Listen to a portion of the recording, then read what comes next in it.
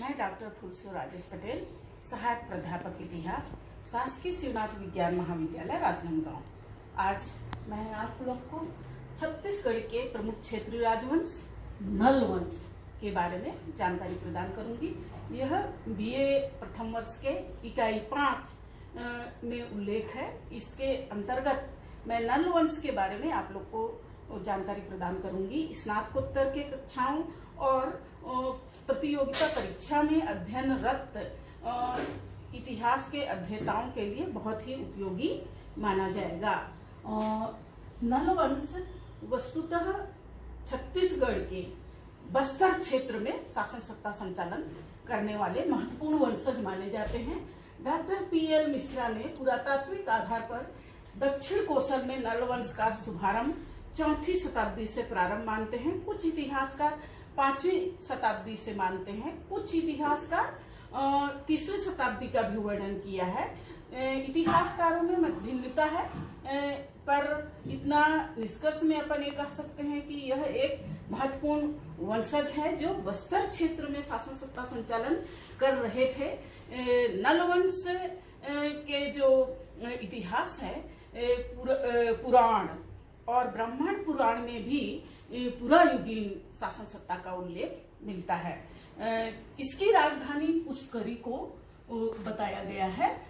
Doctor के झा के अनुसार इस भूभाग जो नल वंश के शासक शासन सत्ता संचालन किया है, इन्होंने इस भूभाग को दक्षिण कोसल का नाम दिया है।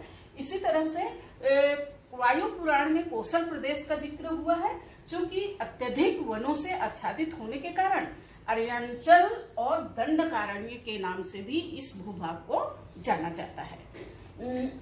अब हम इतिहास जानने के स्रोत में प्रशस्ति पत्र, शिलालेख, ताम्रपत्र लेख और मुद्राएं या सिक्के, इसके द्वारा भी नल वंश के इतिहास के बारे में जानकारी प्राप्त होती है। नल वंश के इतिहास 400 ईस्वी से 500 ईस्वी के बीच का उल्लेख मिलता है। कुछ इतिहासकारों ने नल वंश के साम्राज्य को बस्तर अंचल माना है। बस्तर अंचल चूंकि घने जंगलों से आच्छादित है, इस पहाड़ी दुर्गम इलाके में शासन सत्ता संचालन करना आसान काम नहीं है। फिर भी नल वंशी शासकों की प्रशंसा जितना करें उतना कम है। इतिहासकारों ने भी इनके साम्राज्य विस्तार की वर्णन करते हुए उल्लेख किया है कि बस्तर अंचल के भूभाग में साम्राज्य इनका स्थित होने के बावजूद ये जो नलवंशी शासक थे, साम्राज्य विस्तारवादी थे, इन्होंने चांदा जिला में भी साम्राज्य का विस्तार किया। उसके अलावा पूर्वी भंडारा, बालाघाट, दुर्ग, रायपुर, उत्तरी बस्तर, कांकेर और राजनांदगांव तक इनके साम्राज्य की सीमाएं फैली हुई थी। इनकी राजधानी, जैसे कि मैंने आप लोग को बताया है, पुष्करी है।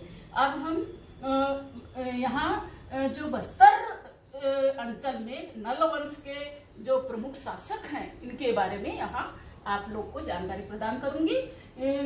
कुछ इतिहासकार प्रमुख जो राजवंश के बारे में उल्लेख किए हैं, शिशुक और व्यग्रराज का वर्णन करते हैं, लेकिन इन्हें नाम मात्र का शासक माना गया है।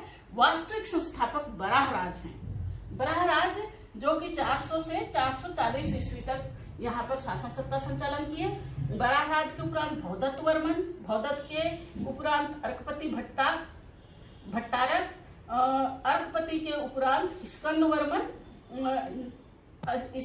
वर्मन के बाद नंदनराज के बाद पृथ्वीराज के बाद उसका पुत्र विरूपाक्ष और विरूपाक्ष के उपरांत विलासतुंग यहाँ के नल वंश के प्रसिद्ध शासक हुए हैं। इन्होंने अपने शासनकाल की वैभव, गरिमा, साम्राज्य का विस्तार के साथ साथ शासन व्यवस्था को सुदृढ़ता प्रदान किया और साम्राज्य का संचालन किया। व्यग्रराज को 350 ईस्वी का शासक उल्लेख मिलता है, लेकिन इसके बारे में विस्तृत जानकारी उल्लेख नहीं मिलता है। कहने का मतलब ये है कि इसने निश्चित ही नल वंश की नींव डाली होगी। लेकिन वराहराज ने उसको सुदृढ़ता प्रदान किया। वराहराज को ही कई इतिहासकार नल वंश का वास्तविक संस्थापक मानते हैं। वराहराज के शासनकाल का सिक्के 29 सिक्के प्राप्त हुए हैं, जो कांकेर जिले के कोंडागांव तहसील में एड़िंगा नामक जगह पर मिले हैं। इसमें 29 सोने के सिक्के प्राप्त हुए हैं। इससे ये माना जाता है कि यह आर्थिक दृष्टिकोण से समृद्धि, प्रगतिशील और धन धान्य से परिपूर्ण इसका शासन सत्ता था। वर्मन इस वंश के बहुत ही उल्लेखनीय शासक हुए हैं। भौदत्त वर्मन वास्तव में वराहराज का उत्तराधिकारी, एक योग्य उत्तराधिकारी था। इसका शासनकाल उपलब्धियों से भरा हुआ था। वाकाटक शासक नरेंद्र सेन इनके समकालीन शासक माने जाते हैं। और जैसे कि इसके पूर्व वराहराज के शासनकाल में 29 स्वर्ण मुद्राएं मिली है, इसकी जानकारी दूर दूर के साम्राज्य तक पहुंच चुका था। और इस धन को प्राप्त करने के लिए पड़ोसी राष्ट्र आकृष्ट हो रहे थे, लेकिन भौदत्त वर्मन शक्तिशाली शासक था और साथ ही साथ साम्राज्य विस्तारवादी शासक था। इसे अपने जो विरासत में वराहराज के द्वारा साम्राज्य प्राप्त है विरासत में, इससे वह संतुष्ट नहीं था, साम्राज्य का विस्तार करना चाहता था। अतः इसने वाकाटकों पर आक्रमण किया। वाकाटक शासक नरेंद्र सेन के साथ इसका युद्ध हुआ। युद्ध में उसने नरेंद्र सेन को परास्त किया और उसकी राजधानी नंदीवर्धन, नांदेड़ इसकी राजधानी थी वाकाटकों की, यहाँ पर इसने प्रवेश किया और राजधानी से धन संपत्ति को भी छीना, अधिकार स्थापित किया। इस तरह से अधिकार करने के उपरांत अपने शासनकाल की वैभव, गरिमा और उपलब्धियों और सफलताओं को उसने उल्लेख करते हुए महाराजा धीराज, महाराजा की उपाधि धारण की। और उल्लेख है कि इसने भी अपने पिता के समान सोने के सिक्के का प्रचलन कराया। इसके उपरांत अर्कपति भट्टारक, भौदत्त वर्मन के उपरांत अर्कपति भट्टारक यहाँ के प्रमुख शासक हुए हैं। जैसे कि आप लोग को मालूम है कि अर्कपति भट्टारक के शासन काल में जैसे वाकाटकों को इसके पिता भौदत्त वर्मन के समान समय करारी पराजय का सामना करना पड़ा था। यहाँ तक कि अपनी राजधानी से भी हाथ धोना पड़ा था। इसका दुख बहुत ज़्यादा वाकाटक शासकों को था। नरेंद्र सेन के उपरांत उसका जो उत्तराधिकारी था पृथ्वी सेन, उसका शासन सत्ता संचालन हो रहा था। वह बहादुर था और अपने वाकाटकों के ऊपर जो नल वंशजों ने आक्रमण करके उनकी राजधानी पर चढ़ाई की थी, इस अपमान को भूले नहीं थे। सैन्य तैयारी में लगे हुए थे। वाकाटकों ने सैन्य तैयारी करने के उपरांत अवसर की खोज में थे कि नल वंश से किस तरह से बदला लिया जाए। शीघ्र ही उनको अवसर प्राप्त हुआ। वाकाटक शासकों को ये अवसर भौदत्त वर्मन की मृत्यु के समाचार से प्राप्त हुआ। भौदत्त वर्मन शक्तिशाली शासक था, इसकी मृत्यु हो गई। जैसे ही मृत्यु का समाचार सुना, यहाँ पर अर्कपति भट्टारक उसका उत्तराधिकारी भौदत्त वर्मन का हुआ। अवसर को ध्यान में देखते हुए तत्काल वाकाटक नरेश पृथ्वीसेन ने नल वंशजों पर आक्रमण कर दिया। इस समय अर्कपति भट्टारक जो पृथ्वीसेन वाकाटक नरेश था, इसका मुकाबला नहीं कर पाया और पृथ्वीसेन ने पुष्करी नल वंशजों के राजधानी पर अधिकार कर लिया और तहस नहस कर दिया राजधानी को, और आसपास के भूभाग को भी उसने जीत करके छिन्न भिन्न किया, ऐसा विवरण मिलता है। अर्कपति भट्टारक वाकाटक नरेश के साथ युद्ध करते करते मारा गया और इसके उपरांत स्कंद वर्मन इसका उत्तराधिकारी बना। नल वंश के शासन राज सिंहासन पर आसीन हुआ।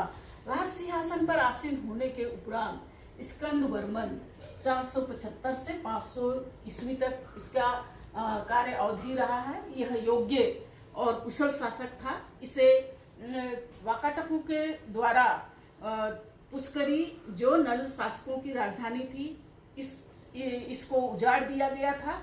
इस बात का इसको बहुत ज्यादा दुख हुआ। शासक बनने के उपरांत तुरंत ही उसने राजधानी पुष्करी को पुनर्निर्माण कराया, सुसज्जित किया, सौंदर्यीकरण कराया और सैन्य शक्ति में वृद्धि की। नल वंशजों के शासन सत्ता में सैन्य शक्ति में अभिवृद्धि की।